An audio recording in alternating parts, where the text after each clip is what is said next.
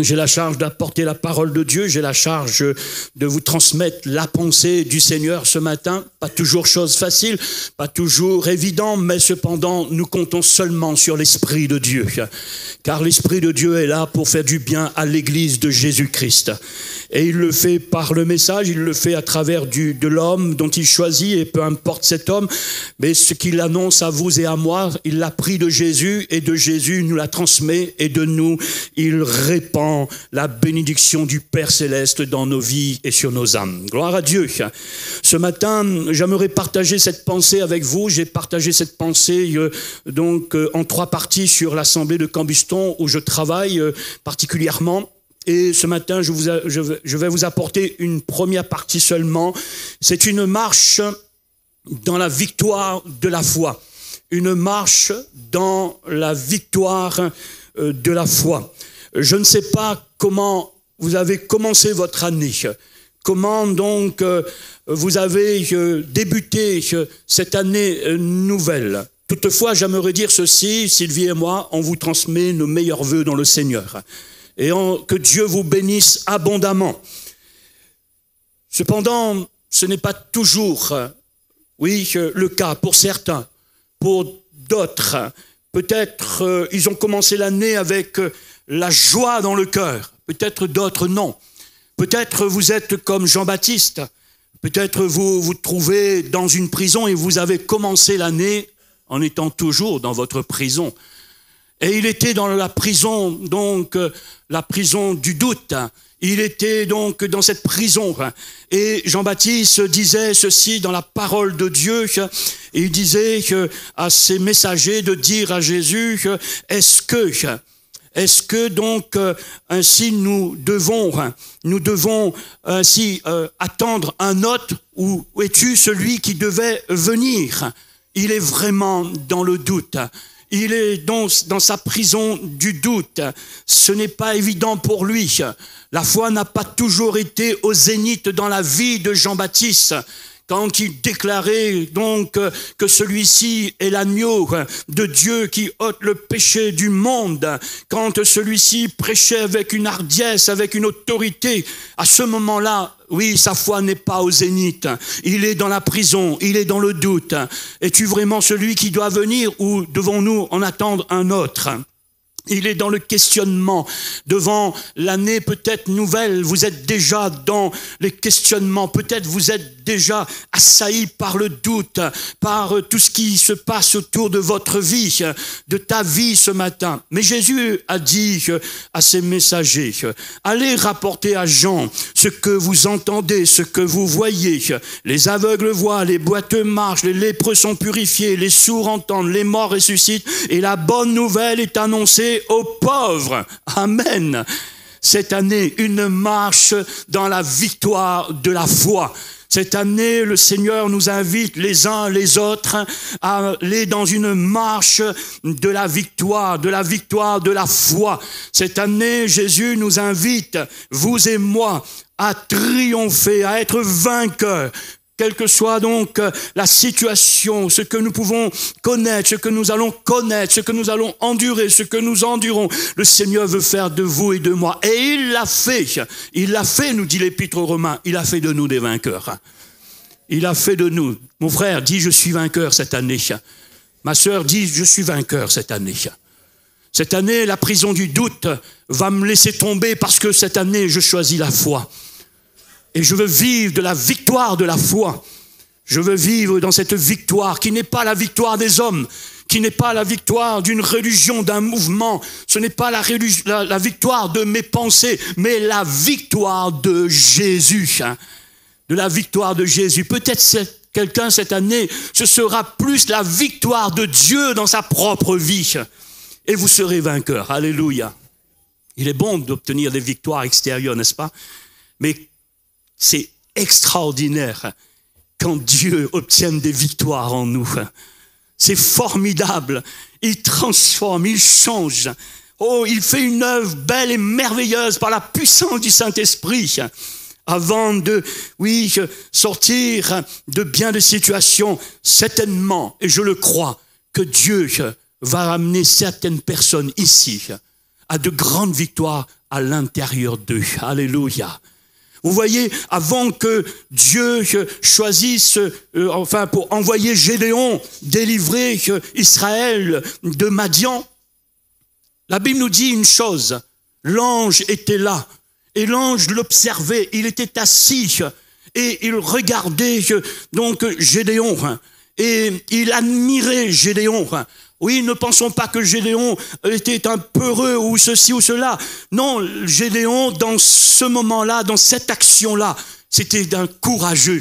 C'était quelqu'un qui, malgré la circonstance et l'environnement qui n'était pas donc propice, favorable, parce que Madian sévissait, alors il rangeait le blé, il rangeait, trouvait des gens courageux, malgré qu'ils risquaient leur vie, et il était courageux. C'est ce que l'ange regardait, c'est ce que l'ange voyait, c'est ce que l'ange observait, et disait certainement, voilà le gars qu'il nous faut, un gars qui n'a pas peur des Madianites, un gars qui n'a pas peur de faire face aux événements de la vie, mais qui croit que oui, Dieu sera avec lui, et c'est ce que Dieu a dit, je serai avec toi, alléluia.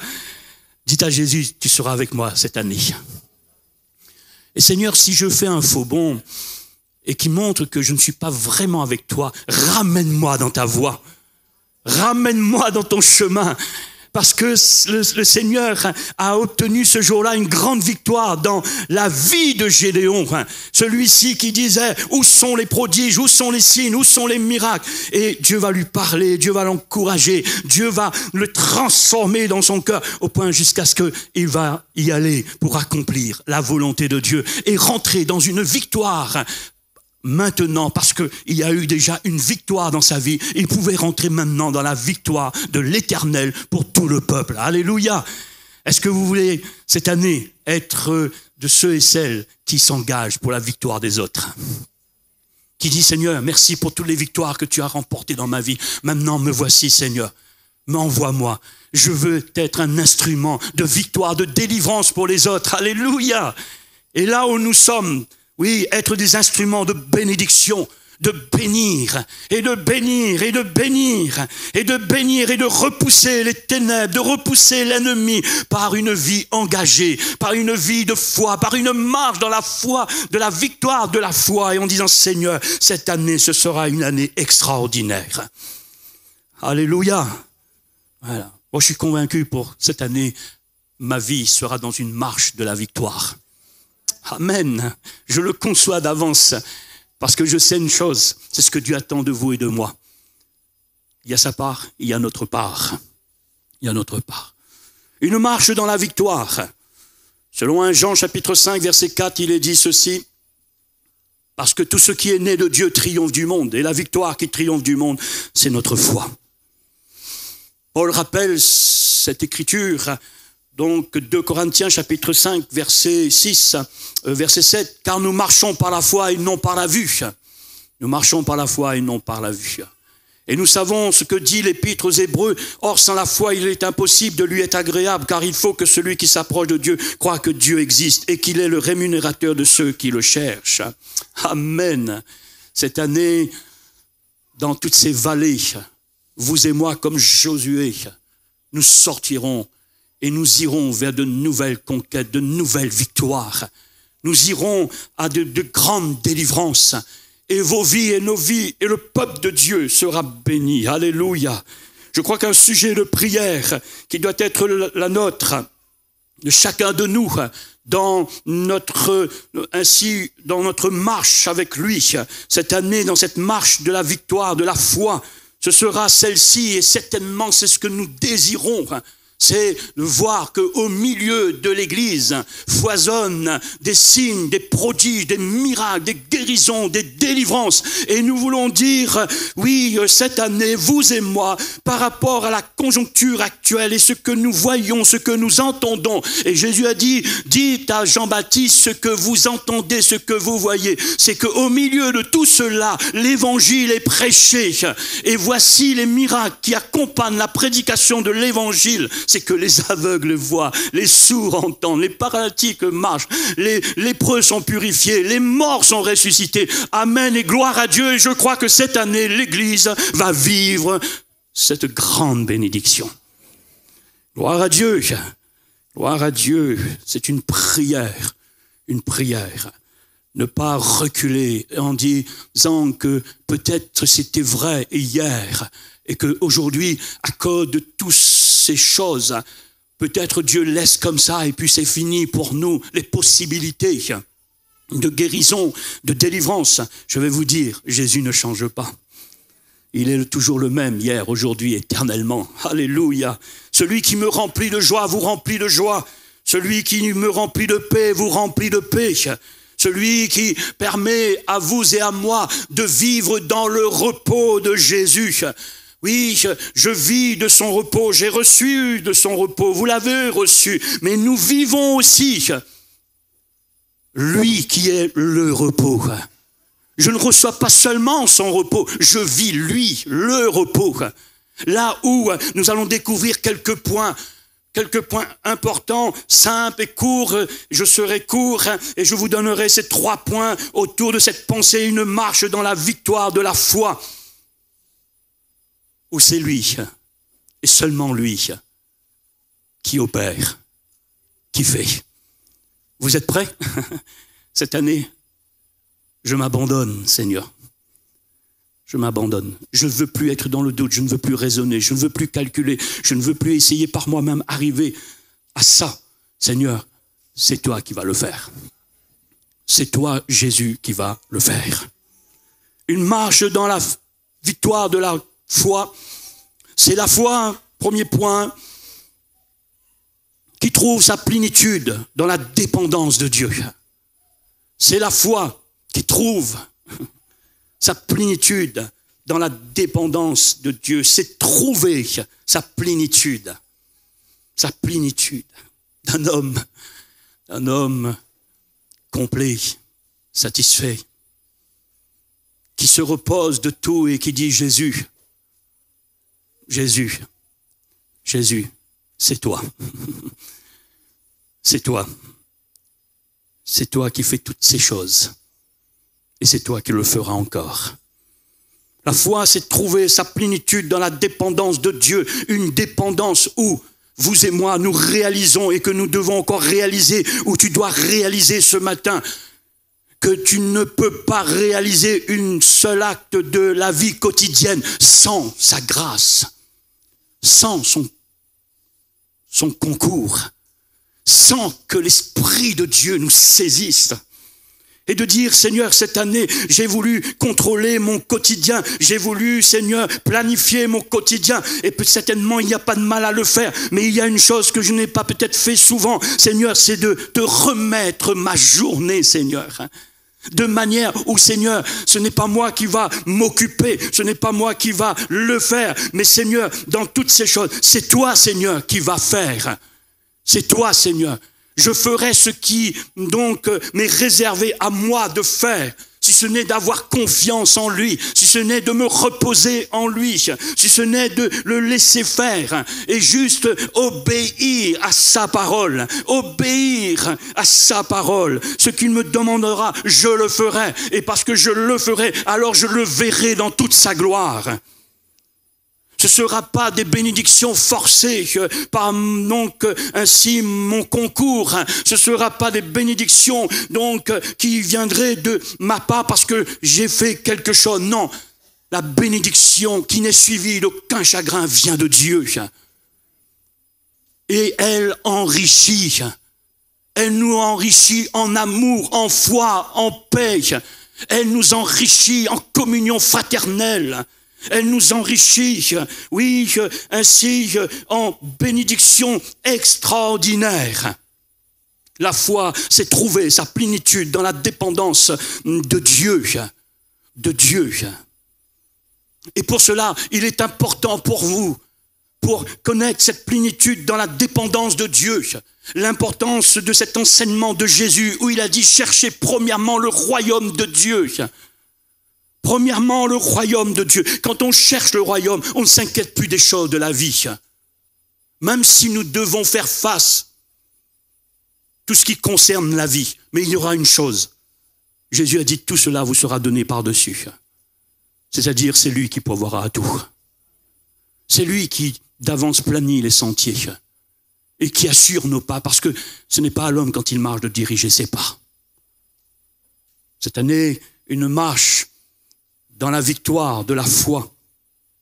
C'est l'exemple d'Élie.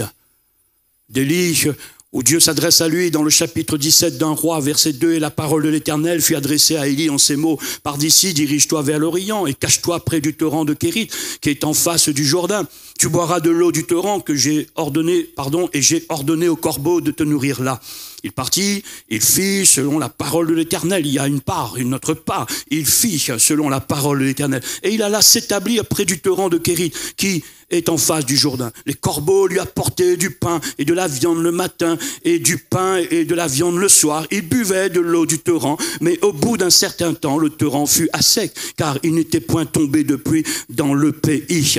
Que fit Élie? Il obéit à la parole. Il est dans la plénitude de la dépendance de Dieu. Il ne se soucie pas du lendemain.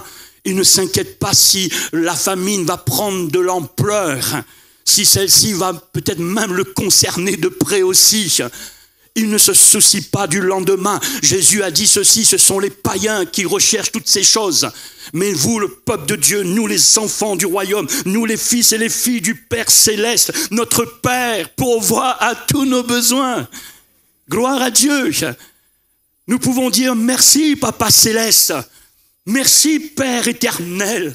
Parce que toute grâce, tout don parfait, toute grâce excellente descend du Père des Lumières. Et nous savons qu'ici, Élie est dans la plénitude de la dépendance de Dieu.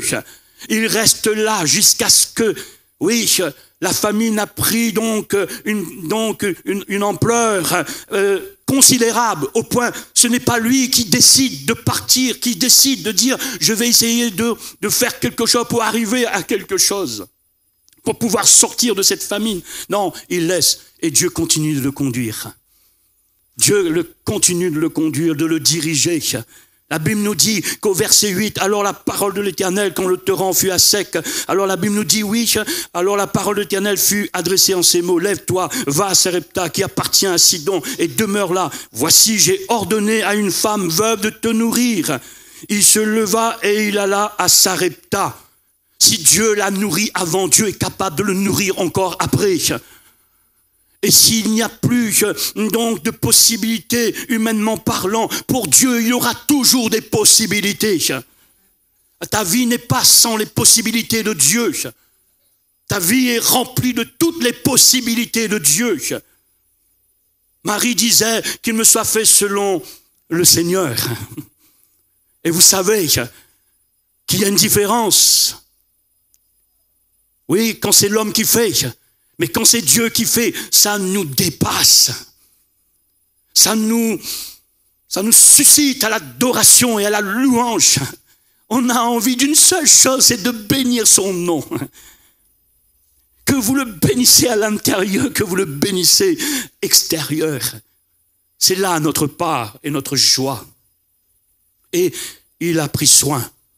Il a obéi. Une marche dans la victoire de la foi, c'est trouver sa plénitude dans la dépendance de Dieu. Dans la dépendance de Dieu. Extraordinaire. Extraordinaire de voir l'exemple de Pierre. Et je termine pour ce premier point. L'exemple de Pierre dans la prison. Quel exemple parfait de la plénitude dans la dépendance de Dieu. Ici, Pierre en prison ne dit pas, oui, à peut-être ceux qui le visitent, je ne sais pas s'ils ont eu l'occasion de visiter, mais comme disait un peu Joseph, souviens-toi de moi, que j'ai expliqué ton songe. Voilà. Souviens-toi de moi. Et il a été oublié, 2 ans plus tard. Comme quoi on ne peut pas toujours compter sur les hommes. Ne comptez pas sur moi. Ne comptez pas sur les hommes, même si nous sommes bons, même s'il y a des valeurs, même si nous sommes enfants de Dieu. Ne nous appuyons pas sur la bonté de l'homme, appuyons-nous sur la bonté de l'Éternel. La Bible nous dit que ces bontés, ces compassions se renouvellent chaque matin. C'est dans une circonstance que, oui, les chansons du roi, c'est souvenu. Et c'est vrai, je me suis souvenu d'un tel, vous vous êtes souvenu d'une telle. Et tiens, vous êtes parti parce que vous vous êtes souvenu. Mais avez-vous remarqué, si Dieu ne nous ramène pas au souvenir, on ne se souvient de rien? Passer voir même à côté, comme certains parfois nous l'ont fait comprendre en se disant « tu nous as oubliés ». Excuse-moi sœur, mais je suis qu'un homme. Il y a tellement de choses qui passent dans la pensée, il y a tellement de choses qui passent par ici, par là. Mais Dieu, lui, n'oublie personne. Et il est en prison. Et en prison, c'est un homme qui dort. C'est un homme qui se repose. Voilà une marche dans la victoire de la foi. On se repose de tout. On se repose de tout, tout en étant dans notre activité pour Dieu, tout étant donc au service de Dieu. Peu importe la circonstance, l'environnement, peu importe si c'est la prison d'une telle chose et telle chose, mais peu importe, nous sommes dans le repos de Jésus. Il est dans la plénitude du Seigneur. Il est dans cette plénitude et il sait que c'est mon Dieu qui pourvoira à tous mes besoins selon sa richesse avec gloire en Jésus-Christ. Il est là. Quel exemple merveilleux de Pierre. Oui, l'homme qui laisse Dieu tout faire. De toute façon, il n'a pas de possibilité de faire.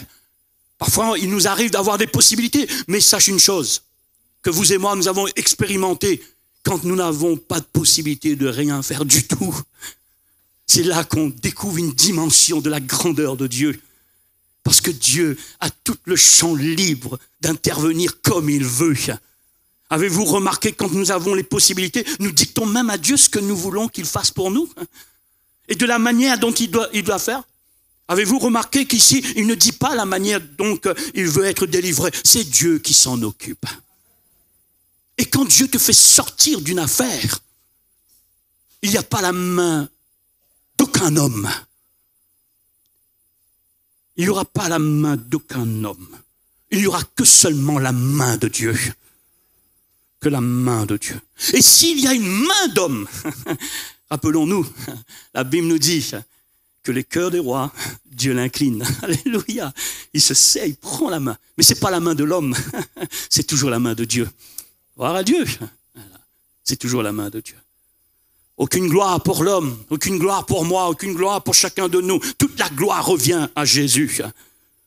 La gloire revient à lui. Dans la plénitude, nous nous laissons conduire par son esprit. Gloire à Dieu, gloire à Dieu. Une marche dans la victoire de la foi, c'est la foi. La foi, de savoir que tout est possible à partir de rien. Que tout est possible à partir de rien. À partir de rien, Dieu a dit. Et souvent, dans mes prières, je dis, Seigneur, dis, je t'en supplie, dis. Parce que moi, quand je dis, ça ne marche pas, ça ne fonctionne pas. Mais Seigneur, dis. Et il dit une parole, et voici la lumière fut. Il dit une parole, et voilà que cette chose se met en place. Seigneur, je t'en supplie, je n'ai pas aucun pouvoir, aucune autorité. J'ai bien dit beaucoup de choses dans ma vie. Mais il me semble qu'aucune de ces choses n'ont fonctionné. Mais quand je t'ai fait confiance et je t'ai dit, Seigneur, dis, je t'en supplie. Même sur l'écran d'un iPad, il a affiché une parole pour me parler. Alors que j'avais rien demandé à mon iPad. J'étais en prière et l'Esprit a saisi et tout d'un coup, j'ai vu, Siri, c'est formidable sur l'iPad. Voilà. Et j'ai dit à Siri, quand j'arriverai à la maison, je dirai à ma chérie. Voilà. Ce qui m'est arrivé comme expérience. Une phrase toute claire, vous savez, pour ceux qui manient tout ça, Siri, c'est pas quelque chose qui est écrit et qui reste, allez, à peu près 4 minutes. Ça disparaît tout de suite. La phrase est restée pendant 4 minutes sur mon écran. Je ne pouvais plus me détourner de cette phrase. Je ne pouvais plus. Je dis, Seigneur, tu es en train de me parler. Peu importe si ça semble ridicule pour le monde, mais il y a une chose. Dieu, il sait nous parler. Il sait nous parler.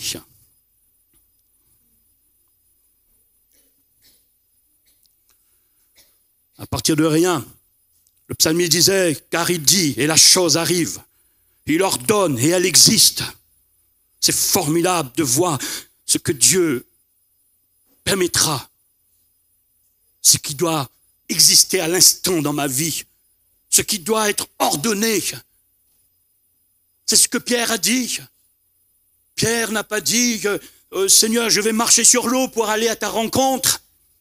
Il aurait pris le fond. Il a dit « Seigneur, ordonne ». Il sait que la parole de Jésus a autorité, a efficacité, et que la parole de Dieu nous dit, le Père aux Hébreux, qu'elle nous soutient, parce qu'il soutient toute chose par sa parole vivante. Vous pouvez être dans une prison, sa parole vous soutiendra. Vous pouvez être au milieu des serpents, des scorpions, mais la parole vous soutiendra. Vous pouvez être dans la maladie, mais la parole vous soutiendra. Vous soutiendra. Une femme d'entre les femmes des fils de prophètes cria à Élisée en disant « Ton serviteur, mon mari est mort, tu sais que ton serviteur craignait l'Éternel, or le créancier est venu pour prendre mes 2 enfants et en faire des esclaves. » Élisée lui dit « Que puis-je faire pour toi? Dis-moi, qu'as-tu à la maison ?» Elle répondit « Ta servante n'a rien du tout, mais qu'un vase d'huile. » On n'a rien du tout, mais on a un vase d'huile. On n'a rien du tout, mais une petite pièce de 10 centimes d'euros. On n'a rien, oui, c'est rien par rapport à la vie courante, tout le besoin dans lequel nous vivons, et il y a plus ou moins le nécessaire, mais plus rien. La veuve de Sarepta, disait donc à Élie, j'ai que seulement une poignée de farine, un peu d'huile dans un vase. Et si elle dit, mais je n'ai rien, une poignée ou un peu ou rien, Dieu est capable d'opérer pour vous et pour moi de grandes choses. De grandes choses. Et j'aimerais même dire ceci, même avec le reste, je me réjouis en l'Éternel. Parce que le reste de la multiplication des pains, quand j'entends ce qui est dit juste après, je dis, Seigneur, avec toi, les restes sont bons. Et elles sont en abondance. Moi, à la maison, quand il dit, il reste un petit peu de riz, il reste 2 grains vraiment dans la marmite. Mais là, avec eux, après une multiplication, il reste 12 paniers. Oh, je crois que même les restes de l'Éternel est suffisant pour pourvoir à toute notre éternité. Je crois de tout mon cœur. Je crois qu'il est capable de le multiplier, de le changer comme il le veut, le reste. Et ce jour-là, oui, j'aimerais dire, comme elle l'a dit, rien. Mais à partir de rien, Dieu fait. Toi, peut-être, à partir de rien, tu ne fais plus rien.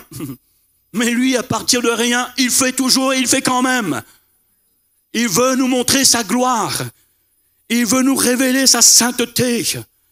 Il veut que nous nous courbons devant lui, que nous nous prosternons et que nous demandons pardon, Seigneur, pour t'avoir imposé nos limites. Parce que nous voulons toujours mesurer Dieu. Parce qu'on a des acquis qui fait que... Et ça, c'est un piège. Oui, merci Seigneur pour les acquis. Ça nous donne une assurance. Mais quant à la gloire, quant au miracle de Dieu, je veux rien lui imposer. Dans le prophète Zacharie, au chapitre 2, il est dit que ce jeune homme, il courait dans cette vision, pour mesurer Jérusalem et pour dire quelle en sera la distance, la longueur, la largeur. Il était prêt pour donner une mesure à ce que Dieu avait prévu autrement. Peut-être toi, tu donnes des mesures, tu limites Dieu, tu t'enfermes dans donc ainsi des mesures et tu dis peut-être jusqu'ici, là, mais là comme ça, mais je pense pas que ça pourra être autrement. Et Dieu va intervenir à nouveau. Que fait ce jeune homme? Il court, mais arrête-le. Arrête-le. Qu'est-ce qu'il est en train de faire? Il va mesurer. Mais dis-lui, il ne faut pas mesurer Jérusalem. Il ne faut pas mesurer le peuple de Dieu. Il ne faut pas mesurer les chrétiens. Il ne faut pas mesurer la présence de l'Esprit de Dieu à notre convenance. Il a dit, ne mesure pas, parce que Jérusalem sera une ville ouverte. Le peuple de Dieu est un peuple ouvert. Il est ouvert à l'action de Dieu. Il est ouvert à la foi de Dieu. Et dans ce milieu-là, ouvert, chacun peut approcher. et savent qu'au milieu de nous, Dieu est tout-puissant. Dieu est grand. Alléluia. Troisième point, et je vais terminer. La foi, c'est savoir que Dieu reste toujours au contrôle de tout. Au contrôle de tout. Gloire à Dieu. Et ici, il contrôle. Il contrôle au point même que cette année, une marche dans la foi, dans la victoire de la foi, te permettra même de grandir. Tu ne seras plus un Pierre qui disait avec les disciples dans une des premiers récits de la tempête, quel est donc celui-ci? Qui est-il? Qui est vraiment ce Jésus? Je ne sais pas, je le découvre. Je le découvre. Nous sommes toujours dans la découverte du Fils de Dieu parce que Dieu nous permet d'avoir des illuminations sur sa révélation de Jésus qui est la révélation de Dieu. Mais à un moment donné, quand on lit dans l'évangile de Matthieu au chapitre 14, Pierre n'est plus « Qui es-tu » Pierre dit « Tu es véritablement le Fils de Dieu ». Alors je marche dans la victoire de la foi. Tu es véritablement le Fils de Dieu. Tu es le Christ, le Fils du Dieu vivant.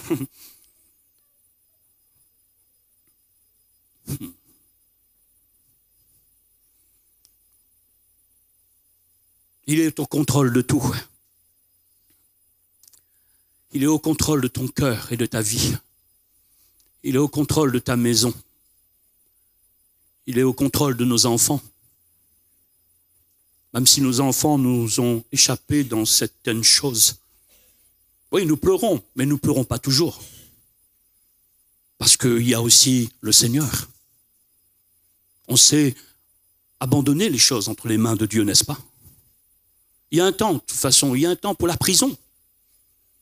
Oui, cela a certainement été vrai dans votre vie. Moi aussi, je suis passé par une saison de la prison, du doute. Mais, vous savez, Dieu est celui qui nous visite. Comme il t'a visité, il m'a visité, et il nous visitera chacun.